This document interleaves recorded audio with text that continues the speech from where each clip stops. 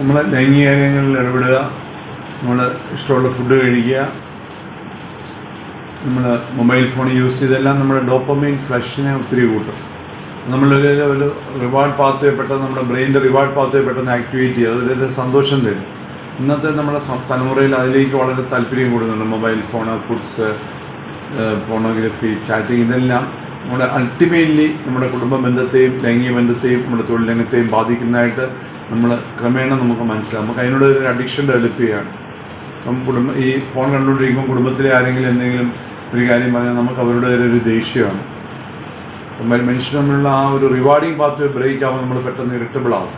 നമുക്കൊരു dopamine flush വരുന്നു, brain ആ സർജന് വേണ്ടി ആഗ്രഹിക്കുന്നു. ആ സമയത്ത് ഒരു കുടുംബത്തിലെ ഒരു കാര്യം പറയുമ്പോൾ പ്രശ്നങ്ങളുണ്ടാവും.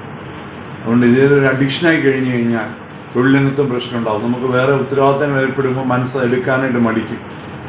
അതുകൊണ്ട് ഈ ഫുഡിനോടും ഇങ്ങനെയുള്ള ഫാസ്റ്റ് ഫുഡുകളോടും ഇപ്പം നമുക്കറിയാം, നമ്മൾ ഓർഡർ ചെയ്ത ഉടനെ നമുക്ക് ഇഷ്ടമുള്ള ഫുഡ് വരും. ഈ മൊബൈൽ ഫോണോടും ഒക്കെയുള്ള അഡിക്ഷൻ ക്രമേണ നമ്മുടെ കുടുംബജീവിതത്തെയും ലൈംഗിക ജീവിതത്തെയും തൊഴിൽ രംഗത്തെയും ബാധിക്കാം.